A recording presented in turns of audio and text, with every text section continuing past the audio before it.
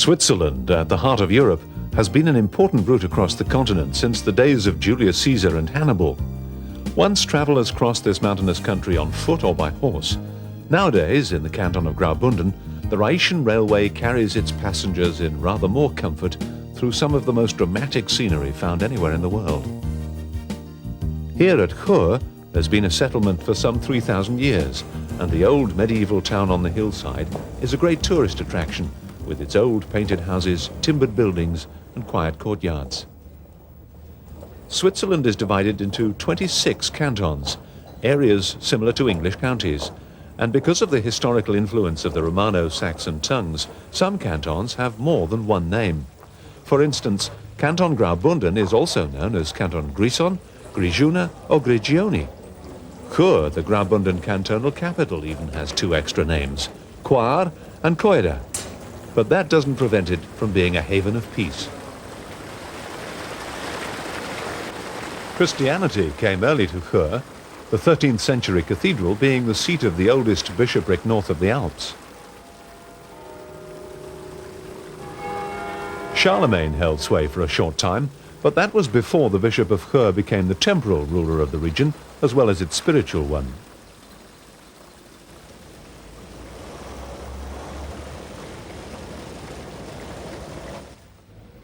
Today's governmental structure is regarded as one of the most democratic in the world, helping make Chur a modern, successful and prosperous commercial centre. The Rhaetian Railway also has its headquarters at Chur, and the station, at 584 metres above sea level in the lower part of the town, is the starting point of the Albula line. This railway was built by the canton to retain valuable transalpine trade and to contest the success of the rival Gotthard line through Lucerne. At Chur station, the standard gauge tracks of the Swiss national system changed to the meter gauge tracks of the Rhaetische Bahn, this narrower width making steep mountain ascent easier. When international travellers arrive here, they must change trains to continue their journey, few realising the significance of their transfer.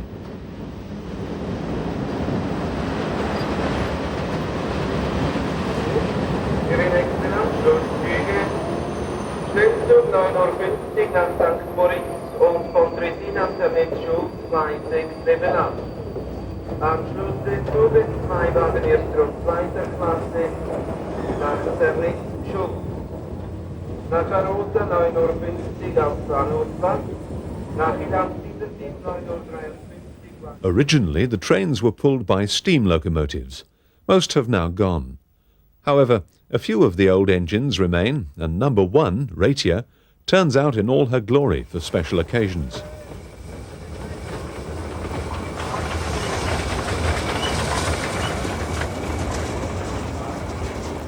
The old mallet locomotives are now only a memory, but 2 of the last series of engines, numbers 107 and 108, are still in fine form.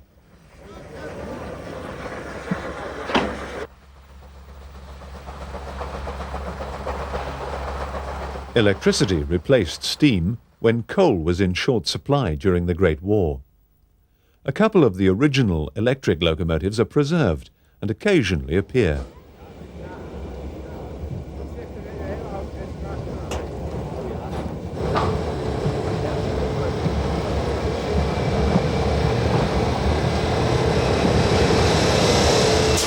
But most of the engines now operating on the Rhaetian system are the modern and powerful 600 and 700 series, which are named after local villages and towns.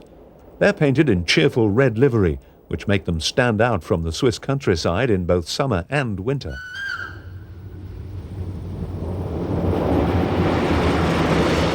Five of the old electric locomotives from the 1920s are still in regular service. They're affectionately nicknamed baby crocodiles, due to the distinctive shape of their articulated noses.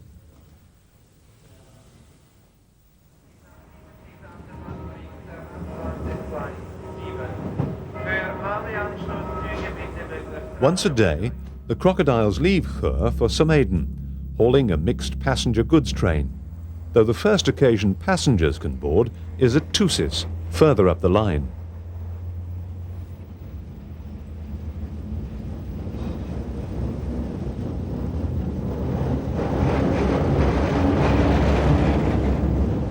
The journey from Chur begins with a swift, smooth run along the broad valley of the River Rhine, past the Kalander mountain, which gives its name to the local beer.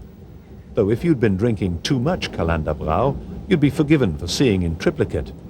The track has a third rail as far as Ems, allowing the trucks of the engineering works there access to the European system.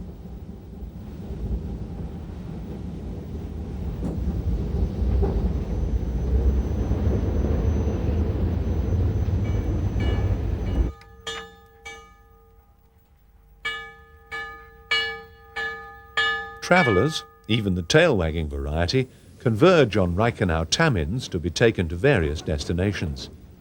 The majority of freight in Switzerland is carried by rail, the Swiss actively discouraging its transportation by road. Passengers are also encouraged to use the train through an attractive fare structure.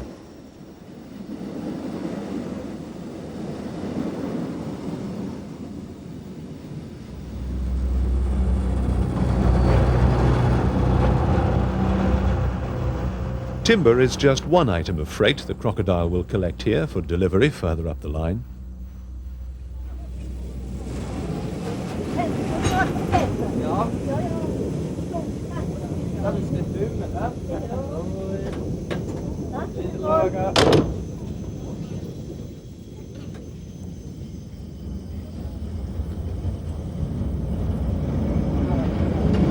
At Reichenau-Tamins, the famous Glacier Express from St. Moritz meets up with a connection from Chur before crossing the River Rhine to continue its journey towards Disentis Muster and on to Zermatt.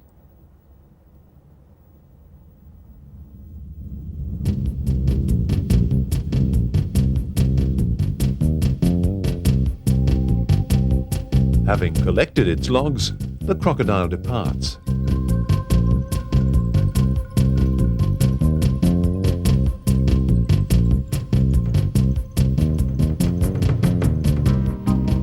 The Hinterrhein and the Vorderrhein meet at Reichenau, and the Croc passes almost immediately over the Hinterrhein Iron Bridge at that junction.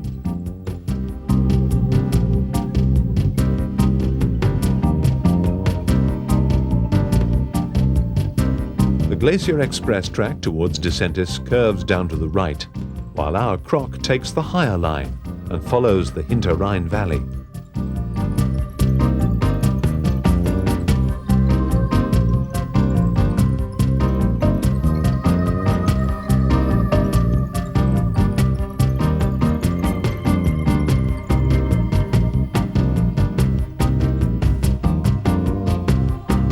The flat plain allows the train to make good time.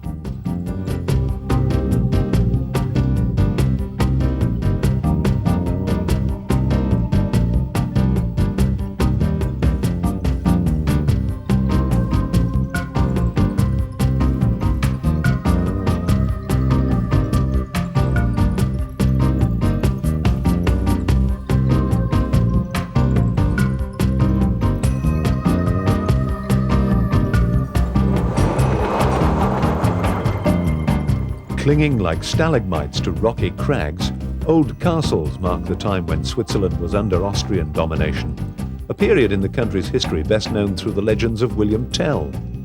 These many fortifications demonstrate how important it was to safeguard the Rhine route. The track is single line, except for passing places at stations, where the crocodile must wait for one of the Glacier Express trains to pass, though for some people, trains are not even worth a glance.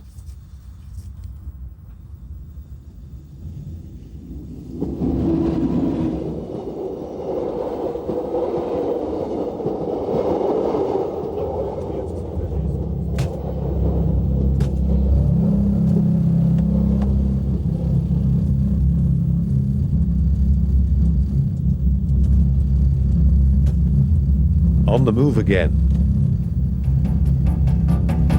The line to Thusis was opened in July 1896, 2 years after building started. Until then, construction had been relatively simple, with the track passing over flat open plain and only the River Rhine to be bridged. However, beyond Thusis, the countryside becomes mountainous, and the builders had to choose between only two possible routes. The Via Mala, literally the bad way, is a narrow, high-sided gorge over 350 meters deep, which would have involved massive construction problems, while the alternative along the Sheen Ravine was little better. It took 2 years of debate and deliberation before the Sheen Ravine route was decided upon.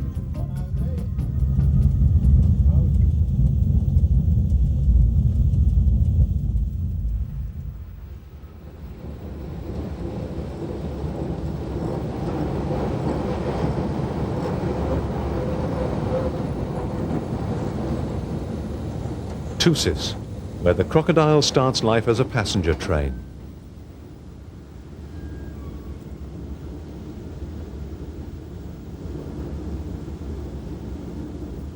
Single-track operation means that coordination of trains is vital, so we can't leave Thusis until sister crocodile 412 clears the track on arrival from Somaden.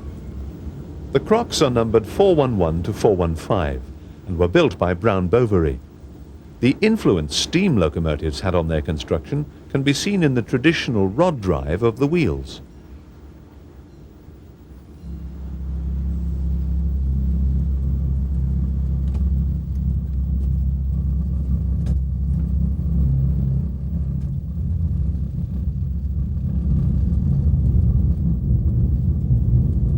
After Thusis, the track crosses the Hinter Rhine River and starts to climb the Albula River valley.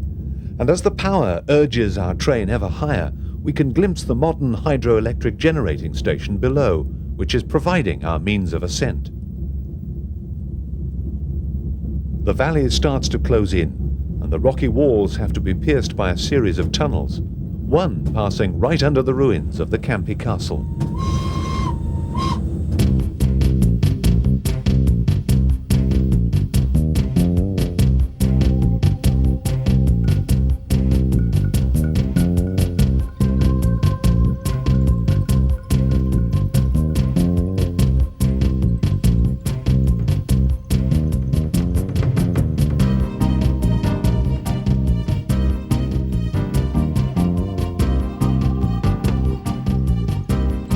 At Solis, a magnificent stone viaduct was built to cross the Albula River. With the help of wooden scaffolding made from trees felled nearby, open arches were created to give strength without undue weight. The workmen certainly needed a good head for heights. This stone triumph of 1902 boasts a span of some 42 meters. Whilst the green glacial river drops slowly seaward, our crocodile climbs steadily onward. The train has been climbing since Thusis and has now gained almost 300 meters since the start of the journey in Chur.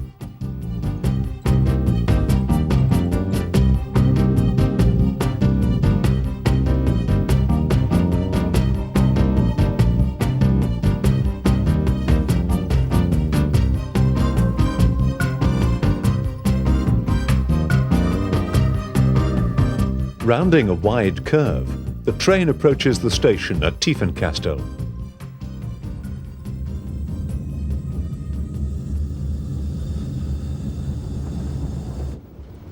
The settlement grew up at this junction of the Julia and the Albula mountain passes because they were important routes connecting with Austria and Italy. But again, the railwaymen had to decide which of these two roads to follow.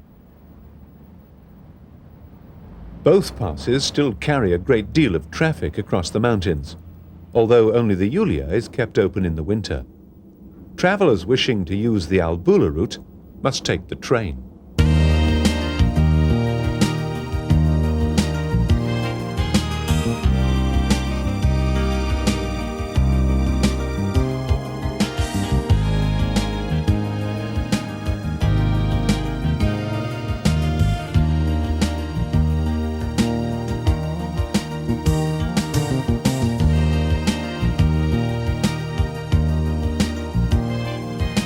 After leaving Tiefenkastel, the valley opens out to give a panoramic view with the formidable mountains of the Albula range in the distance. Here trains can get up some speed before tackling the steep gradients ahead.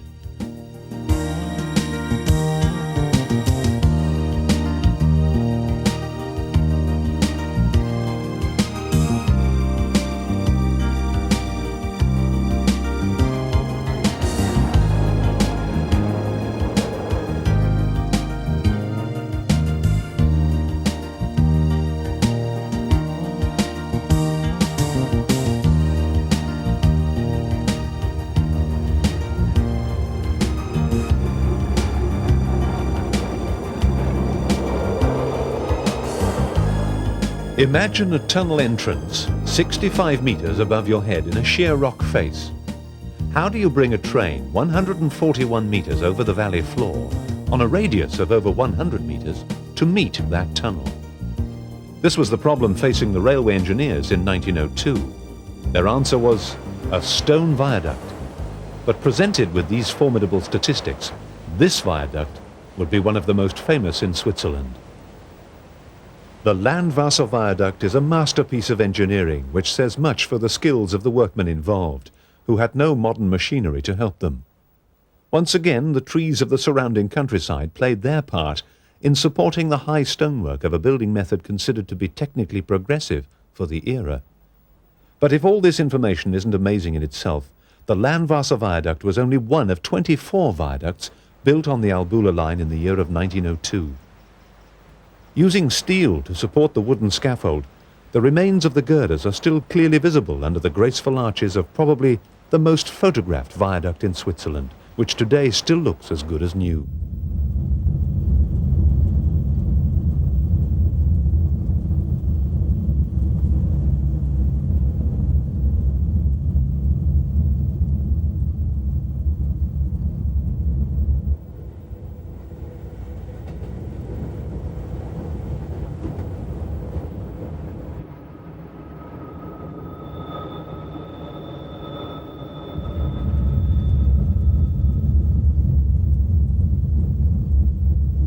Our train has now reached Philly-sur, which is about halfway along its journey.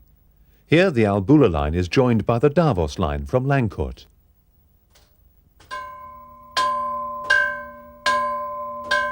The old bells are still used to signal arrivals. Different chimes for each route, on this occasion heralding the incoming Davos train. This is a busy junction, and the signal board is constantly manned.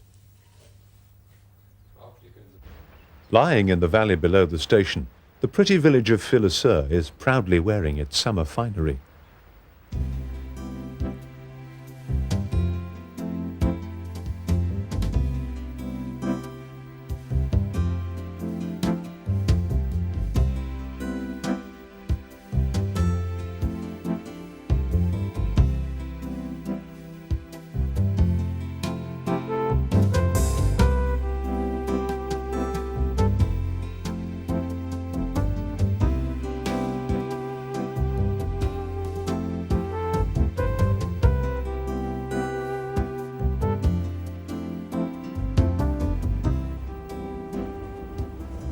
After Philly-sur, the line starts to become much steeper, and as it curves and climbs around the village, the Albula valley starts to narrow.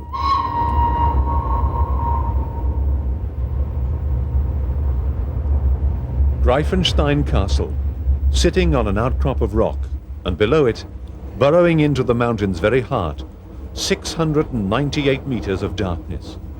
A tunnel that shares that name.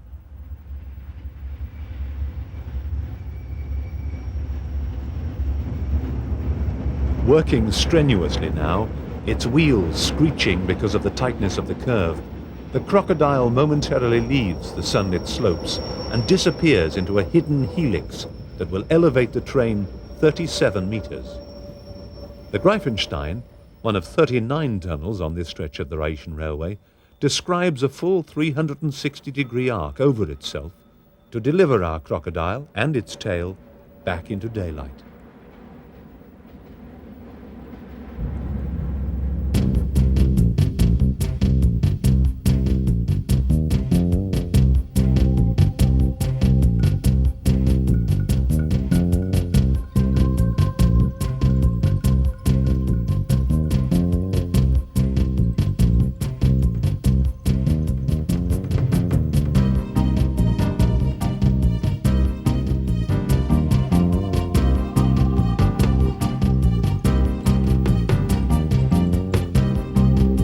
Along this stretch, the train must go through many tunnels and avalanche shelters, a reminder of the constantly moving mountains. Indeed, who could fail to be moved by such grandeur?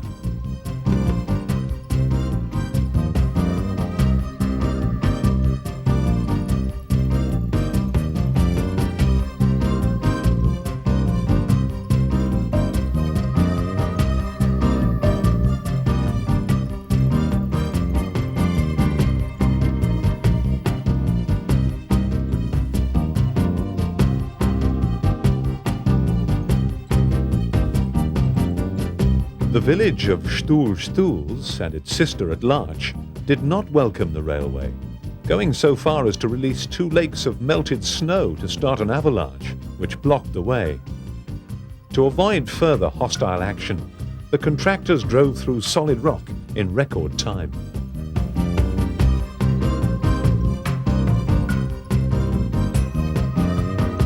Leaving the original route of the trackbed beside the road abandoned.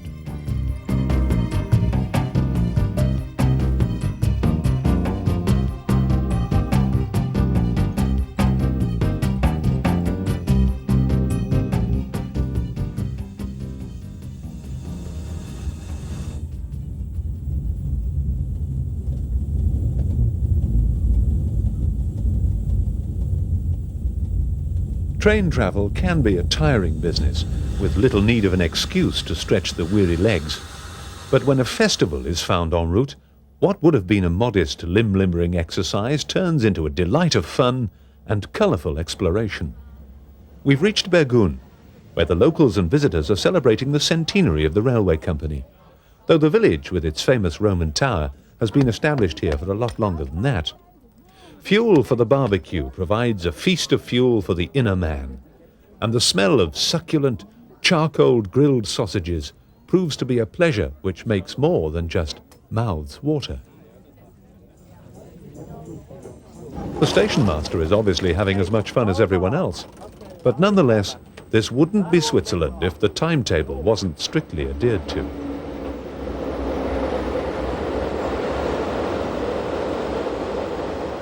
Others also have schedules with which to comply, and though their means of transport is somewhat longer established than the railway, there is a place for both.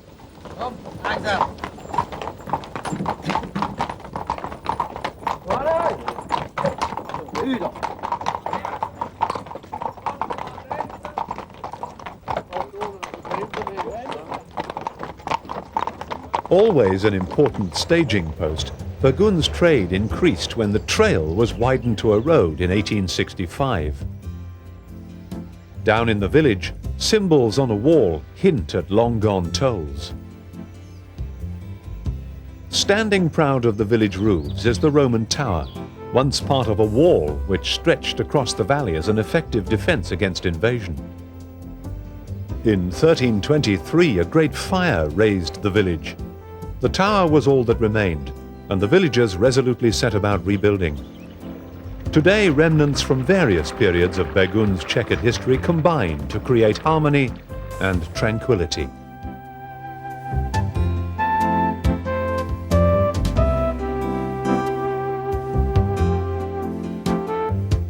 When the last horse-drawn coach departed draped in black on June the 30th, 1903, the villagers feared for their livelihood. July the 1st, however, saw the dawning of a new age with the arrival of the first steam-drawn train bedecked with garlands. Tourism flourished, with hotels growing in number, none more famous than the Kurhaus.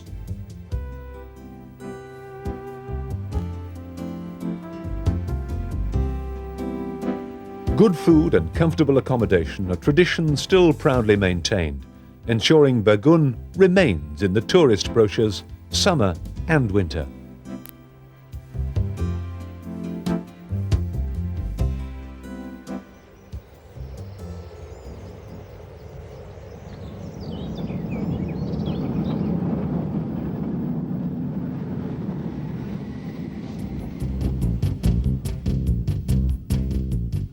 Bidding farewell to the festivities, we now look forward to an opportunity of seeing Bergun in unique fashion. As we leave, the village lies on our right, but not for too long. The ascent our crocodile now has to make becomes more serious, and to help facilitate this, 2 acutely looping tunnels have to be negotiated, swinging the line back and forth ever higher above itself.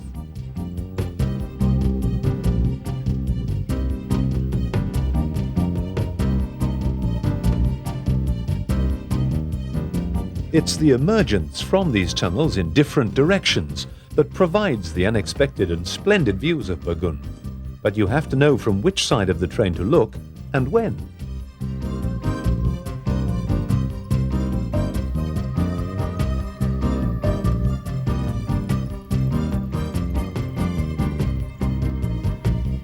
The line must now climb 430 meters in 7 kilometers as the crow flies.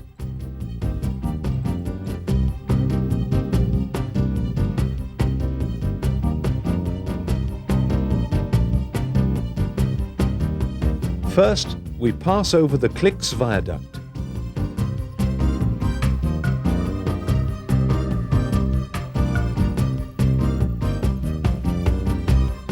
Ahead, the God Tunnel, which will take us in an about turn over a distance of 486 meters.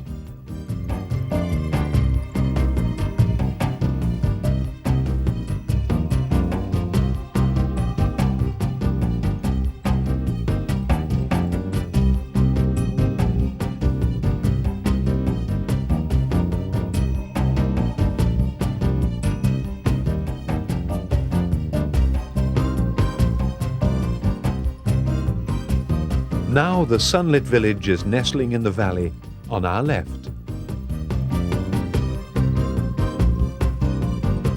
A brief departure into the Tours River Valley allows the train another almost circular sweep to enter the Platz Tunnel.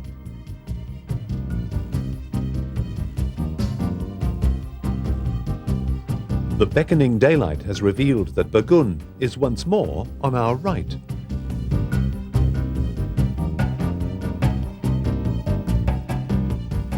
We climb onward.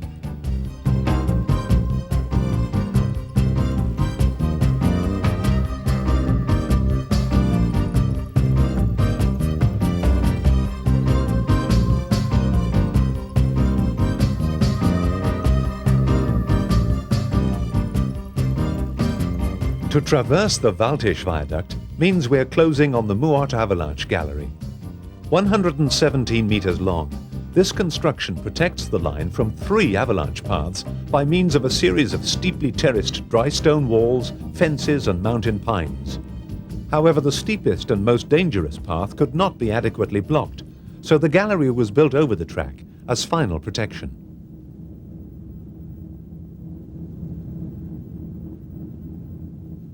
After Muort, the railway track goes on a spree, as it takes in no less than 3 spiral tunnels and 4 Albula River crossings. Early photographs show how the railway builders denuded the countryside of its timber for construction purposes. But the deforestation didn't last long. We can see from our journey today that re-established woodland and the railway live in harmony.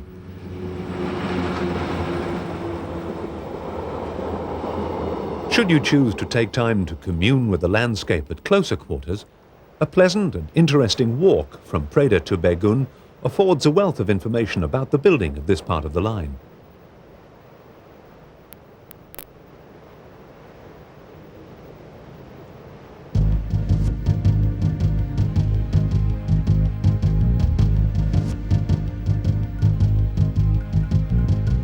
The permanent way now takes us alongside a transitional one. The Albula Pass Road is snowbound in winter and regularly used by the adventurous as a toboggan run. One of the winter duties of our croc is to return intrepid tobogganers and their vehicles to Preda.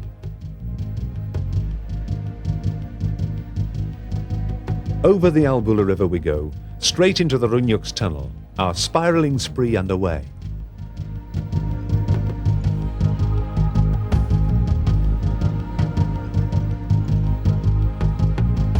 When it comes to spectacular views, it doesn't matter which side of the valley we're on. Wherever we look, the scenery is breathtaking. The view is pretty good too for resting railway enthusiasts waiting expectantly for a sighting. And here we come, rhythmically heading for our next Albula River crossing.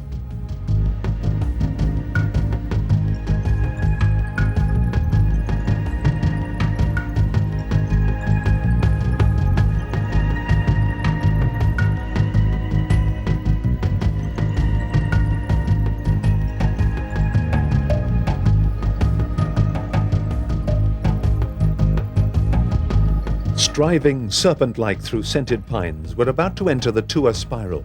But just as we do, the viaduct onto which we will emerge is clearly visible. Sunlight gives way once again to the dark creation of the railway engineers. 2 river crossings and 1 final loop remain before we move into the final section leading to the summit of the line.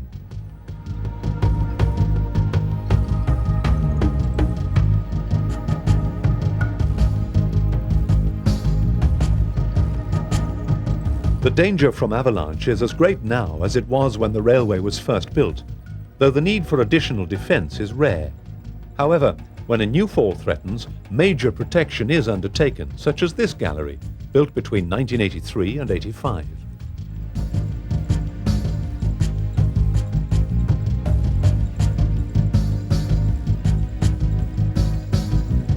Entering the Zondra tunnel, it's curious to note that this curved hollow is built in part directly over the tunnel we've just been through, the Tour.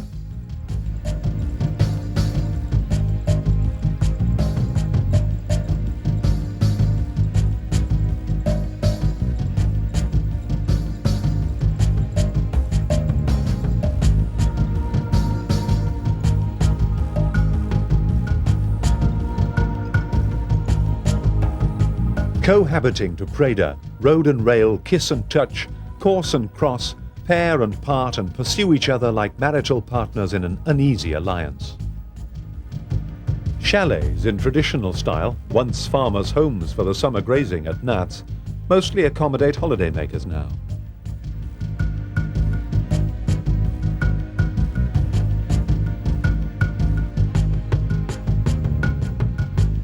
Approaching Preda, the peaks of the Jumels or Twins make an impressive horizon.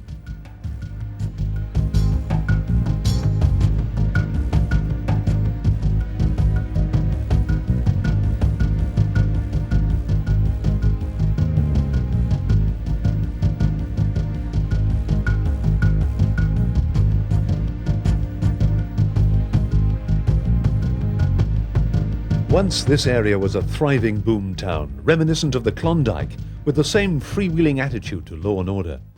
This was when more than 600 people, mainly Italians, were encamped whilst building the Albula tunnel. There was a great spirit of optimism.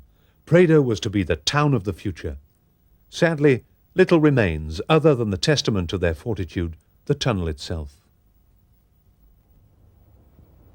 2,315 meters above the level of the sea, the Albula Pass can suddenly turn treacherous. And whilst winter conditions are a delight to the spirited sportsman, they can be impossible for the journeyer.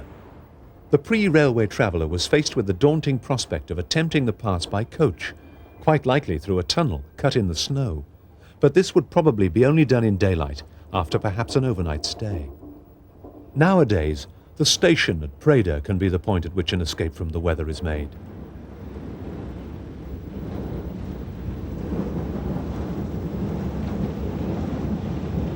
It may be an escape for only a matter of minutes, but that brief time will take us through 5,685 meters and 5 years of the arduous and often dangerous work achieved by those triumphant labourers.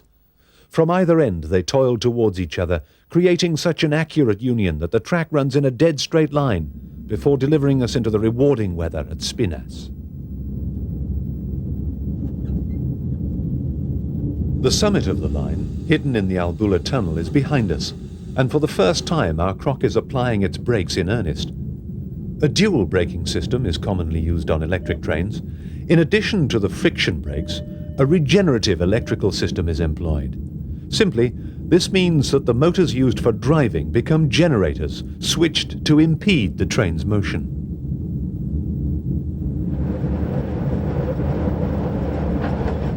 As the track levels out through Beva, braking eases off, and our haul becomes an easy, straightforward run. Beva's the junction of the Albula line and the Lower Engadine line, both railways sharing the track to St. Moritz. Broad and beautiful, the Engadine Valley carries our croc to its journey's end. Crocodiles don't go beyond Maiden, so we'll disembark, and whilst awaiting our connection to St. Moritz, reflect on the centenary celebrations taking place. Railwaymen conduct safety checks all over the world, but here at Klosters, It's no different, except that this is the Davos line, at this time source of jubilation for the Ratishebahn. Some 30 years before the Crocs were born, a Dutch entrepreneur, Willem Jan Hulsboer, keen to ease the passage of clientele from Lancourt to Davos and promote business, established the first rail link of what is now the Alpine Ratishebahn. In 1889, the first section to Kloosters was officially opened, and in October 1989, the celebrations culminated in two special commemorative journeys.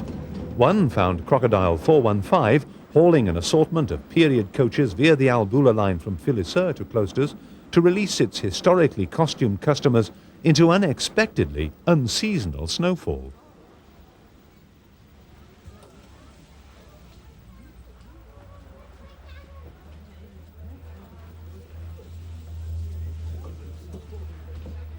The other was made by the original steam locomotive which worked that first line. Brought especially from the Steam Preservation Railway at Blonay-Chambly, Lake Geneva, Ratia double-headed with 107 to keep a unique rendezvous with the Crocodile.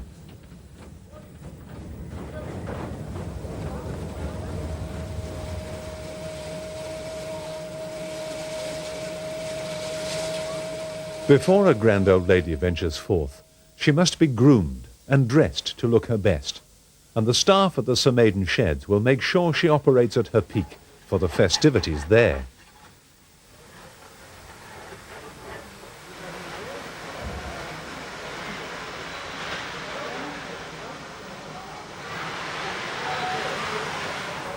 Whilst to her fans she may be snappy, to encourage her redoubtable spirit, fresh cold nourishment in Swiss chocolate-like lumps must be carefully packed for sustenance.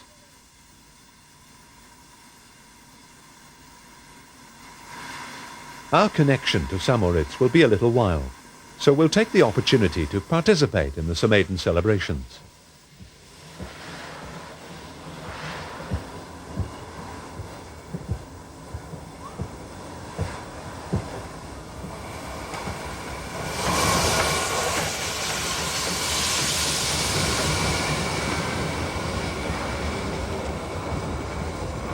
While number one is preparing to couple up with some original coaches, we'll mingle with a large crowd of railway enthusiasts, holiday makers, well-wishers and sightseers, a great many of whom plan to take one of the special centenary steam-drawn trains down to Zernetz in the lower Engadine Valley.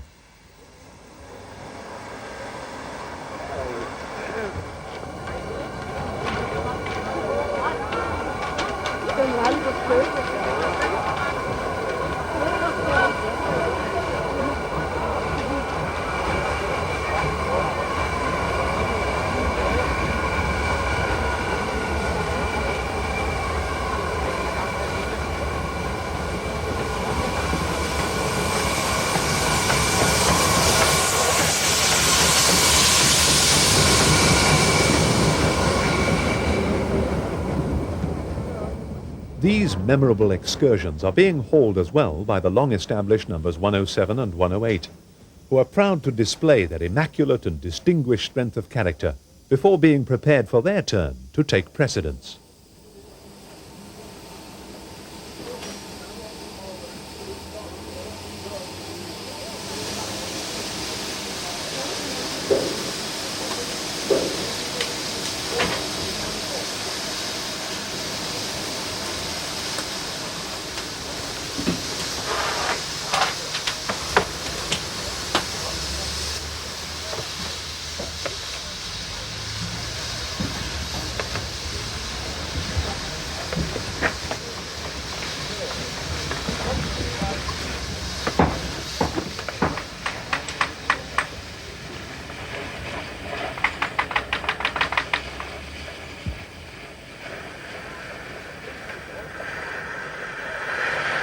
Sliding slowly, slick and hissing, firing young steam-driven imagination, power plus in pounding pistons, moves the heart with majesty.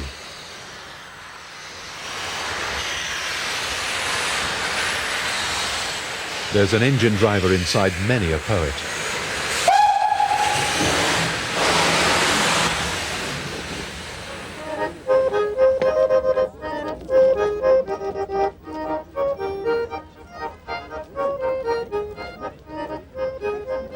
At Zernetz, regally attired in traditional costume to receive this living, breathing monument to nostalgia, the music and merriment continue in true Swiss style until it's time for the return journey.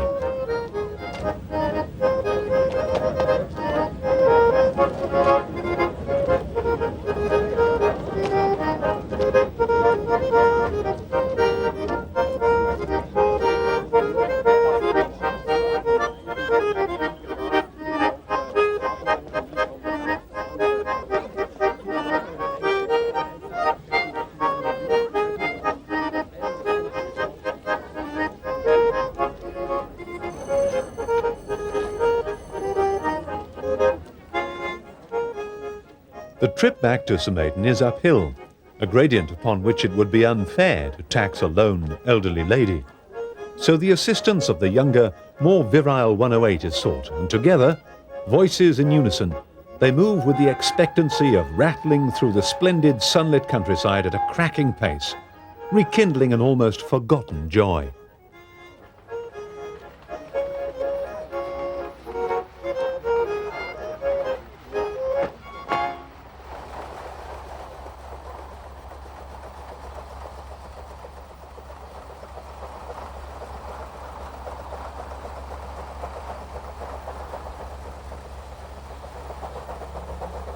A good place to get a closer look at this living history is where road and rail meet, and to preserve the encounter with cameras raised, shutters clicking.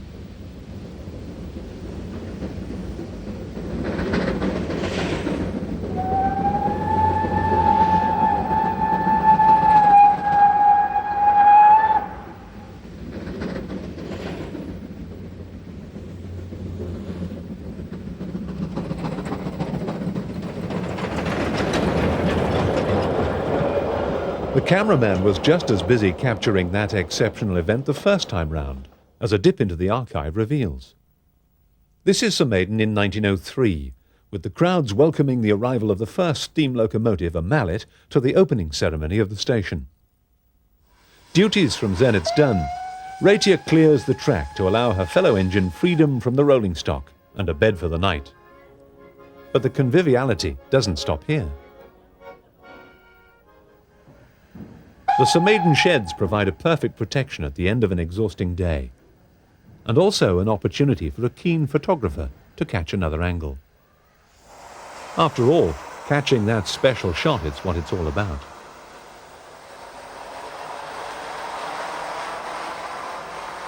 And what could be better than a close-up of the Ratisha Bahn's First Lady? But photo opportunities are not everlasting, and whilst Ratia makes for overnight cover, it's interesting to note that the legend is borne by locomotive 701, in tribute to her steadfast ancestor.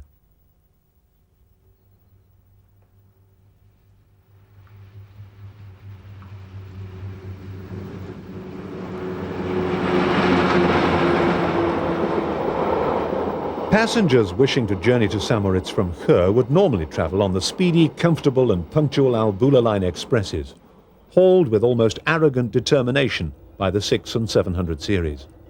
It would usually be unnecessary to change at Somaden, but that would mean missing the enjoyable idiosyncrasies of the incomparable crocodile. At last our wait is over, and having seen most of that which the Somaden festivities have to offer, we can embark, contented with our visit and in pleasant anticipation of a restive journey to our destination.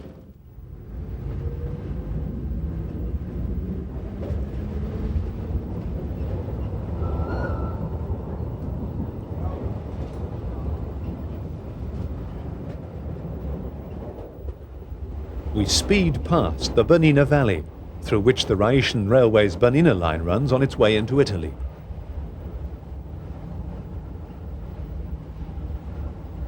With just 5 kilometers dividing Somaden from Samoritz, the autumn-colored Engadine Valley hastens past our window. Soon it will disappear beneath winter's blanket. With the final tunnel negotiated, our destination is all but accomplished. A destination whose name conjures images of affluence and aristocracy, romance and royalty. The station at the edge of the lake, together with surrounding hotels, grand in design and magnificent in situation, could almost be palaces in themselves. Indeed, one of the grandest and most famous carries the impressive title Palace. The Badruz Palace Hotel has seen kings and princes, movie stars and millionaires, with more furs and finery the imagination can compass. So, a place of history and pleasure, a place to see and be seen, with a shopping centre that is sufficiently diverse to allow the holidaymaker or even the occasional railway traveller the ability to pick up the odd trinket. If you have the time and the money, afternoon tea at Hanselmann's is highly recommended. Or perhaps a stroll might induce the desire for a cool beer in the sun. Whatever your pleasure, there's always the sightseeing. From the unusual, like the famous Leaning Tower, to the splendor and serenity of the Samoritz Lake.